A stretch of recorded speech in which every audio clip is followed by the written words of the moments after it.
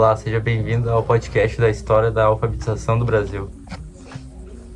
Hoje vamos conhecer um período marcante na nossa história, as décadas de 1960 a 1980, uma época de grandes contrastes entre a educação libertadora de Paulo Freire e o controle político da ditadura militar.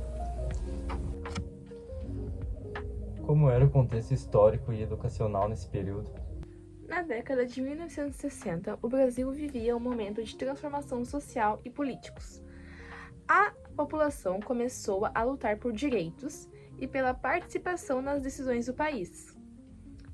Nesse cenário, a educação passou a ser vista como uma ferramenta de libertação, e foi nesse contexto que surgiu o método de alfabetização de Paulo Freire. E como funcionavam na prática as ideias e os métodos de alfabetização de Paulo Freire? O método de Paulo Freire trazia uma alfabetização diferente, partia da realidade do aluno.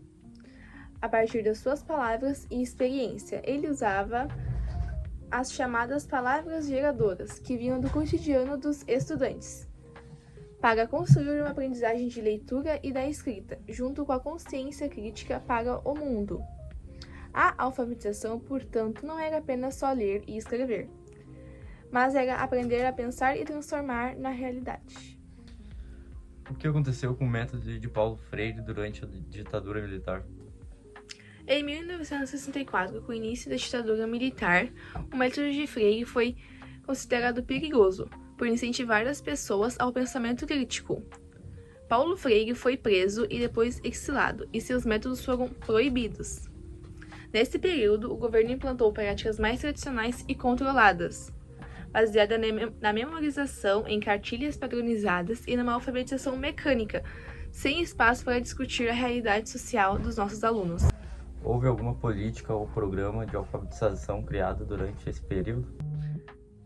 Sim, em 1967, o governo criou o MOBRAL, Movimento Brasileiro de Alfabetização, com o objetivo de reduzir o analfabetismo.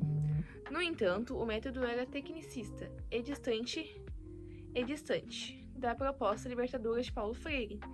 Mesmo assim, suas ideias continuaram influenciando muitos educadores, especialmente após o fim da ditadura.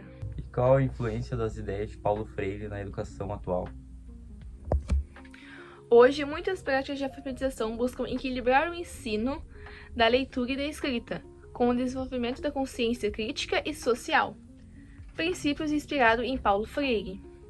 Sua visão libertadora deixou uma marca profunda na educação brasileira, inspirando professores que acreditam que a alfabetização é transformadora e humanizadora.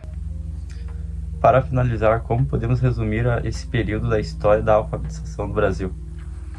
Essa foi a história da alfabetização no Brasil entre as décadas de 1960 e 1980. Um período marcado pela luta entre o controle e a liberdade, entre o silêncio imposto e a palavra libertadora.